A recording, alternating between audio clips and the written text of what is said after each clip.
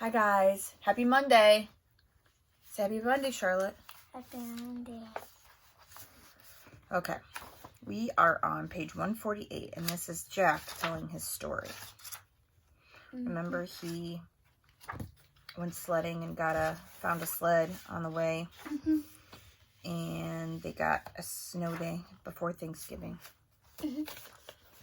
Okay. So it says, fortune favors the bold. Mr. Brown's December precept was, fortune favors the bold. We were all supposed to write a paragraph about how sometime in our lives when we did something very brave and how, because of it, something good happened to us. I thought a lot about this. To be truthful, I have to say that I think the bravest thing I could ever did was become friends with August. But I couldn't write about that. Of course, I was afraid we'd have to read these out loud. Or Mr. Brown would put them up on the bulletin board like he does sometimes. So, instead, I wrote this lame thing about how I used to be afraid of the ocean when I was little. It was dumb, but I couldn't think of anything else. I wonder what August wrote about. He probably had a lot of things to choose from. Private school. My parents are not rich. I say this because people sometimes think that everyone who goes to a private school is rich. But that isn't true with us. Dad's a teacher and Mom's a social worker, which means they don't have those kinds of jobs where people make gazillions of dollars. We used to have a car, but we sold it when Jamie started kindergarten at Beecher Prep. We don't live in a big townhouse or one of those doorman buildings along the park. We live on the top floor of a 5-story walk-up we rent from an old lady named Danya Petra, all the way on the other side of Broadway. That's code for the section of North River Heights where people don't want to park their cars. Me and Jamie share a room. I overhear my parents talk about things like, can we do without air conditioner one more year? Or maybe I can work 2 jobs this summer. So today at recess, I was hanging out with Julian and Henry and Miles. Julian, who everyone knows is rich, was like, I hate that I have to go back to Paris this Christmas. It's so boring. Dude, but it's like Paris, I said like an idiot. Believe me, it's so boring, he said. My grandmother lives in this house in the middle of nowhere. It's like an hour away from Paris in this tiny, tiny, tiny village. I swear to God, nothing happens there. I mean, it's like, oh wow, there's another fly on the wall. Look, there's a new dog sleeping on the sidewalk. Yippee. I laughed. Sometimes Julian could be very funny. Though my parents are talking about throwing a big party this year instead of going to Paris. I hope so. What are you doing over break? Said Julian. Just hanging out, I said. You're so lucky, he said. I hope it snows again, I answered. I got this new sled that's so amazing. I was about to tell him about lightning, but Miles started talking first. I got a new sled too, he said. My dad got it from... Stop it. From Hamacher Schlemmer. It's the state of the art. How could a sled be state of the art, said Julian. It's like $800 or something. Whoa. We should all go sledding and have a race down Skeleton Hill, I said. That hill is so lame, answered Julian. Are you kidding? I said. Some kid broke his neck there. That's why it's called Skeleton Hill. Julian narrowed his eyes and looked at me like I was the biggest moron in the world. It's called Skeleton Hill because it was an ancient Indian burial ground. Duh, he said. Anyways, it should be called Garbage Hill now. It's so freaking junky. Last time I was there, it was so gross. Like the soda cans and broken bottles and stuff. He shook his head. I left my old sled there, said Miles. It was the crappiest piece of junk, and someone took it, too. Maybe a hobo wanted to go sledding, laughed Julian. Where did you leave it? I said. By the big rock at the bottom of the hill, and I went back the next day, and it was gone. I couldn't believe somebody actually took it. Here's what we can do, said Julian. Next time it snows, my dad can drive us all to the golf course in Westchester that makes Skeleton Hill look like nothing. Hey, Jack, where are you going? I had started to walk away. I just got to get a book out of my locker, I lied. I just wanted to get away from them fast. I didn't want anyone to know that I was the hobo who had taken the sled. In science. I'm not the greatest student in the world. I know some kids actually like school, but I honestly can't say I do. I like some parts of school, like PE and computer class, and lunch and recess. But all in all, I'm fine without school. And the thing I hate the most about school is all the homework we get. It's not enough that we have to sit through class after class and try to stay awake while they fill our heads with all this stuff we probably never need to know. Like how to figure out the surface area of a cube or what the difference is between kinetic and potential energy. I'm like, who cares? I've never ever heard my parents say the word kinetic in my entire life. I hate science the most out of my classes. We get so much work, it's not even funny. And the teacher, Mrs. Rubin, is so strict about everything. Even the way we write our headings on the top of our papers. I once got 2 points off a homework assignment because I didn't put the date on top. Crazy stuff. When me and August were still friends, I was doing okay in science because August sat next to me and always let me copy his notes. August has the neatest handwriting of anybody I've ever seen who's a boy. Even his script is neat, up and down perfectly, with really small, round, loopy letters. But now that we're ex-friends, it's bad because I can't ask him to let me copy his notes anymore. So I was kind of scrambling today trying to take notes about what Mrs. Rubin was saying. My handwriting is awful. When all of a sudden she started talking about the 5th grade science fair project. How we all had to choose a science project to work on. While she was saying that, I was thinking, we just finished a freaking Egypt project. Now we have to start a whole new thing? And in my head I was going, oh no. Oh no. Like that kid in Home Alone with his mouth hanging open and his hands on his face. That was the face I was making on the inside. And then I thought of those pictures of melting ghost faces I seen somewhere, where the mouths are open wide and they're all screaming. And then all of a sudden this picture flew into my head. This memory. I knew what Summer had meant by bleeding scream. It's so weird now. It just all came to me in the flash. Someone in homeroom had dressed up in a bleeding scream costume on Halloween. I remember seeing him a few desks away from me, and then I remember not seeing him again. Oh man, it was August! All of this hit me in science class while the teacher was talking. Oh man, I'd been talking to Julian about August. Oh man, now I understand. I was so mean. I don't even know why. I'm not even sure what I said, but it was bad. It was only a minute or two. It's just that I knew Julian, and everyone thought I was so weird for hanging out with August all the time. And I felt stupid, and I don't know why I said that stuff. I was just going along. I was stupid. I am stupid. Oh God, he was supposed to come as Boba Fett. I would have never said that stuff in front of Boba Fett. But that was him, that bleeding scream, sitting at the desk, looking over at us. The long white mask with the fake squirting blood, the mouth wide open, like the ghoul was crying. That was him. I felt like I was going to puke. Partners. I didn't hear a word of Mrs. Robin was saying after that. Blah, blah, blah. Science fair project. Blah, blah, blah. Partners. Blah, blah, blah. It was like the way grown-ups talk in Charlie Brown movies, like someone talking underwater. Mwah, mwah, mwah, mwah, mwah. Then all of a sudden, Mrs. Rubin started pointing to kids around the class. Reed and Tristan, Maya and Max, Charlotte and Zamina, August and Jack.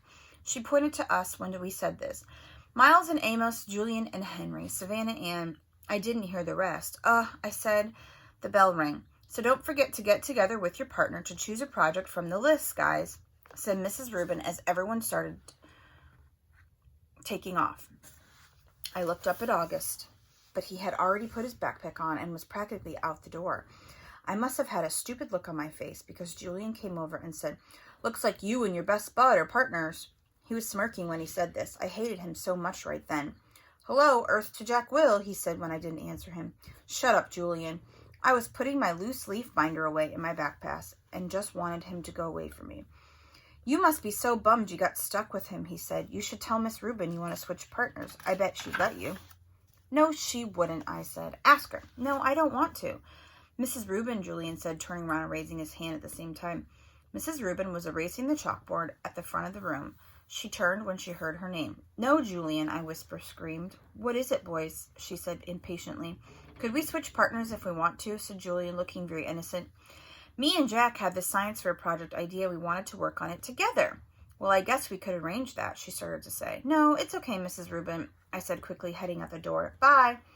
Julian ran after me. "Why'd you do that?" he said, catching up to me at the stairs. "We could have been partners. You don't have to be friends with that freak if you don't want to, you know?"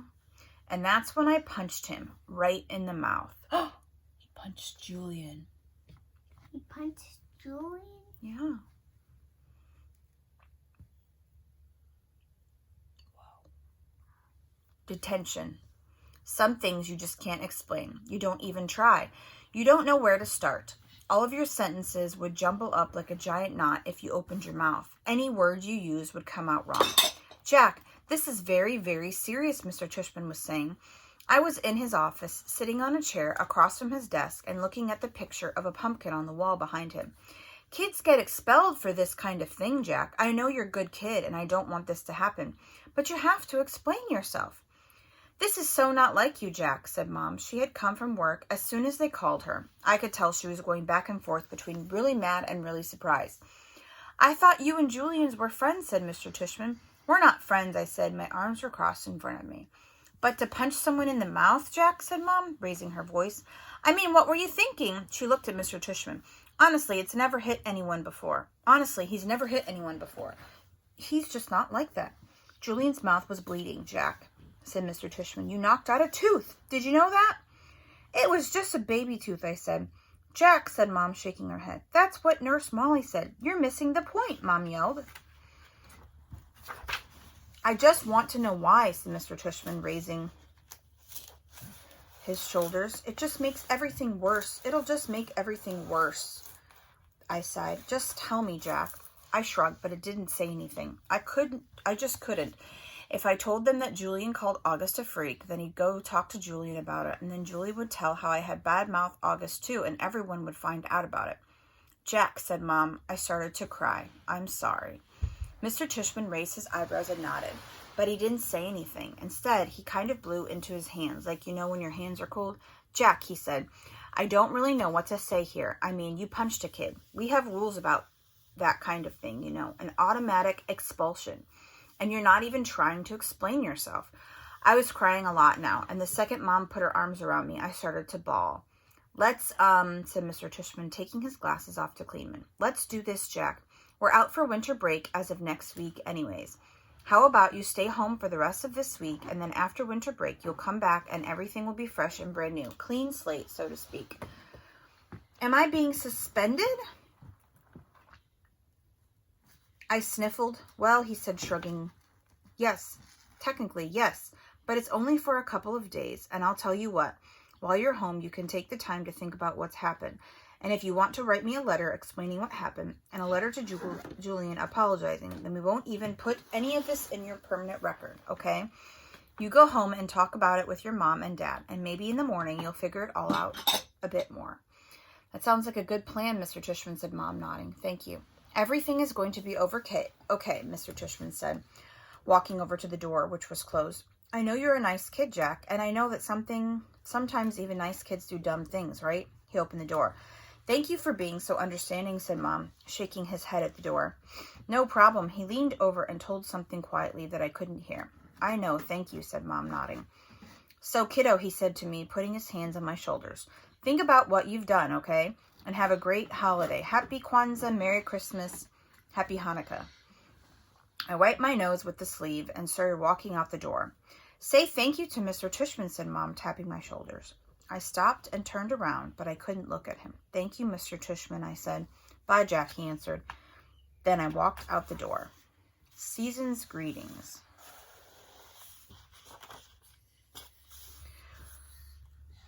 Charlotte. Weirdly enough, when we got back home and Mom brought in the mail, there were holiday cards from both Julian's family and August's family. Julian's holiday card was a picture of Julian wearing a tie, looking like he was about to go to the opera or something. August's holiday card was a cute old dog wearing reindeer antlers and a red nose and red booties. There was a cartoon bubble above the dog's head, and that read, Ho, ho, ho. On the inside of the card, it read, To the Will family. Peace on earth. Love, Nate, Isabel, Olivia, August, and Daisy. Cute card, huh? I said to Mom, who had hardly said a word to me all the way home. I think she honestly just didn't know what to say. That must be their dog, I said.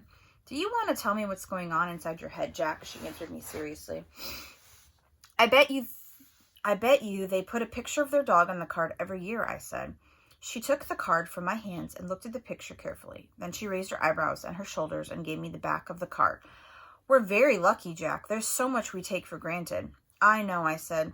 I know what she was talking about with her actually having to say it. I heard that Julian's mom actually photoshopped August's face out of the class picture when she got it. She gave a copy to a couple of other moms. That's just awful, said Mom. People are just, they're not always so great. I know. Is that why you hit Julian? No, And then I told her why I punched Julian. I told her that August was my ex-friend now. And I told her about Halloween. All right, let's stop there.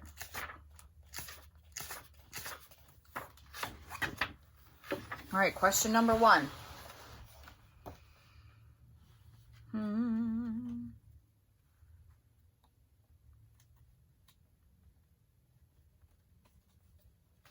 It's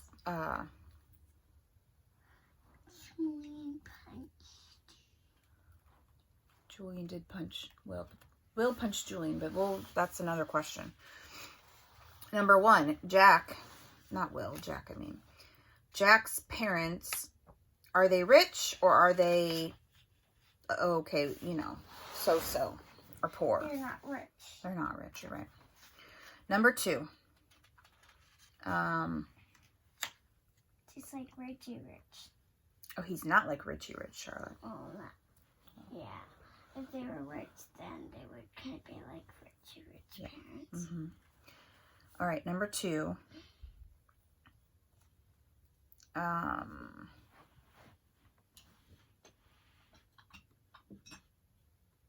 Jack talked about going sledding down Skeleton Hill, but Julian didn't want to. Why didn't Julian want to go down Skeleton Hill?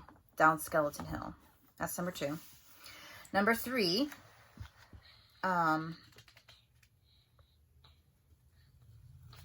is Julian a super, super smart, good student? That's number 3. Number 4, who was Jack's, not Julian, I'm sorry. Number 3, I'm just messing up today. Number 3, was Jack a really, really, really good student? Was he super, super awesome student? Yes or no? Number 4, who was Jack's partner? Who did Mrs. Rubin assign his partner?